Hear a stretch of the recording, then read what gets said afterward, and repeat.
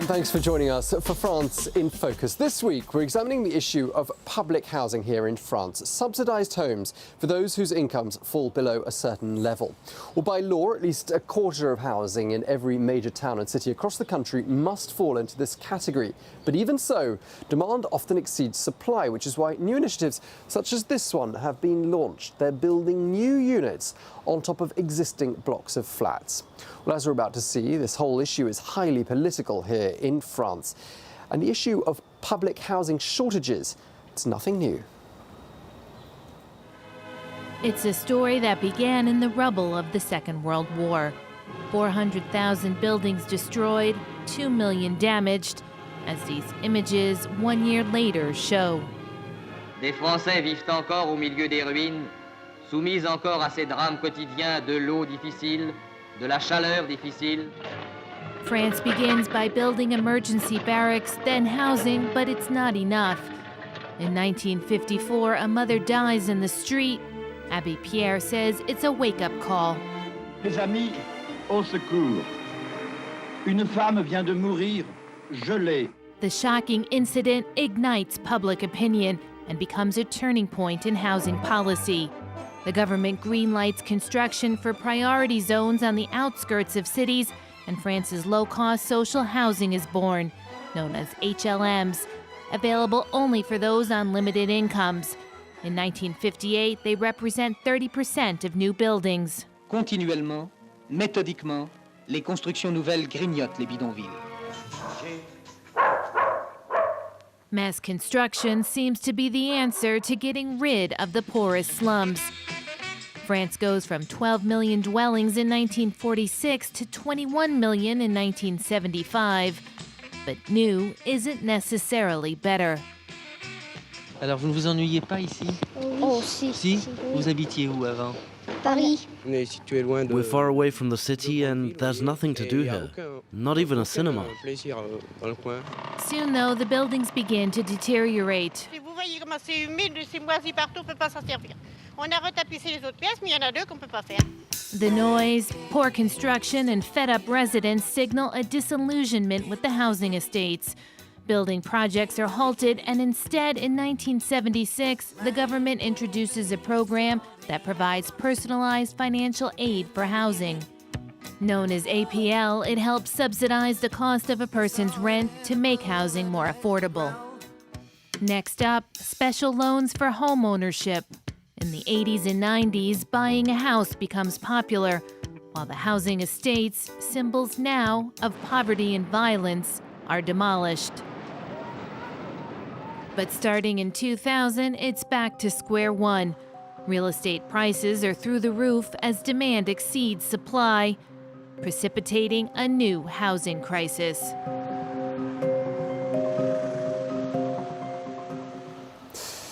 In a bid to balance France's finances, President Emmanuel Macron has announced a cut in housing benefits to the tune of 1.7 billion euros. But that cut isn't going to be felt by the tenants of public housing. Instead, it's going to be absorbed by the bodies that manage and rent out these properties, and they're not happy about it at all. The sign reads, "Hands off my council flat." These social housing associations are protesting a government plan to reduce rent subsidies for low-income families. Instead, they would see their actual rents decrease.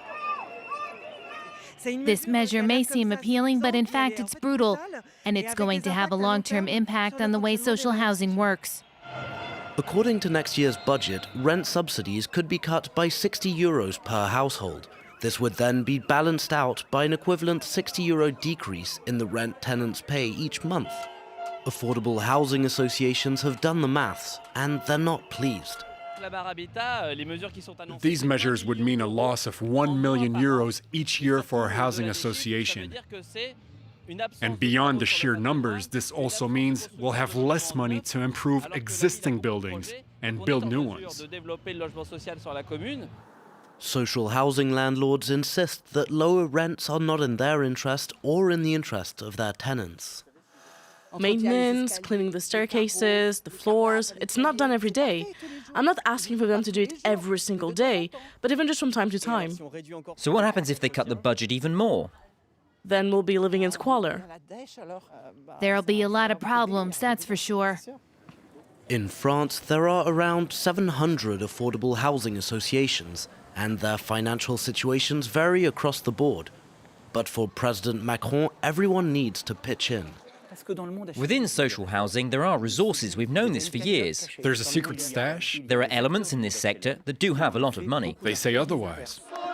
Social housing associations are furious that they were not consulted before the announcement of this new policy, a move that's pushed them even further away from the negotiating table. Well, given those budget cuts we were just hearing about, as well as the shortage of supply of housing units, it's hardly surprising that people are quick to sound the alarm if they suspect that the system is being abused. In fact, there's been a couple of high-profile cases here in France of people being assigned to public housing when, in fact, they could afford to live very well without this benefit. Alexis Corbière and Raquel Garrido, two far left-wing politicians, have been living here in this building with their 3 children since 2003. A social housing complex in the 12th district of Paris. For an 80-square-meter apartment, they pay a monthly rent of 1,240 euros. The information, which was revealed by the press, sparked public outcry in France.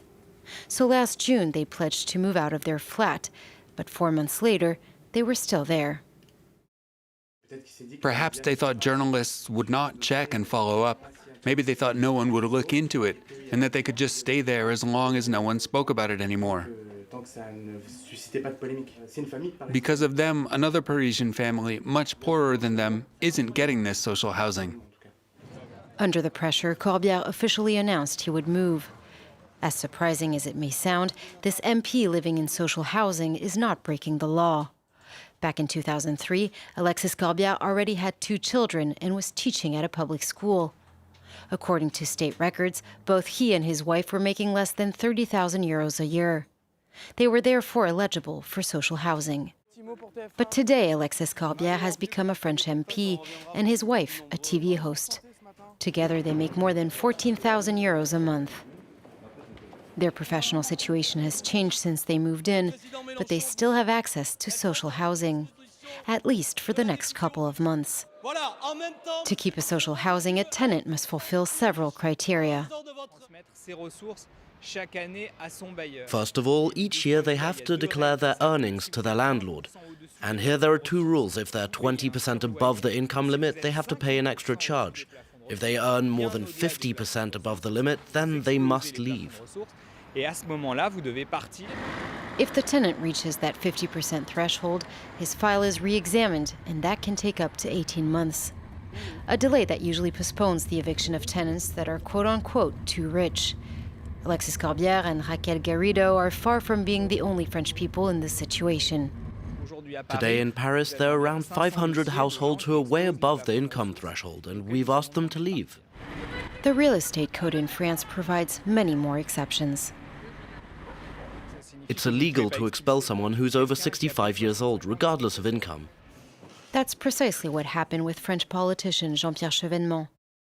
Today, he's 77 years old and receives several pensions in relation to his previous political posts as minister, deputy, senator, and mayor. He also owns 2 apartments in the suburbs of Paris, yet all year round he lives in the posh 5th district of Paris in social housing. 120 square meters for 2,000 euros in rent. He should be paying 3,500 euros if it wasn't social housing. According to the mayor of Paris, after Alexis Corbière and his wife leave their apartment, there will be no more acting MPs living in social housing.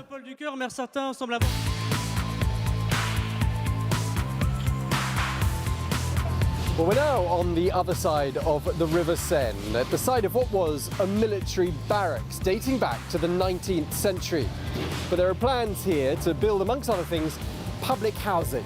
Well, here to tell us all about it is the project supervisor, Pierre Dariel. Hi there, Pierre. Thank you for talking to us. Could you show us inside and have a look around? Yes, with pleasure.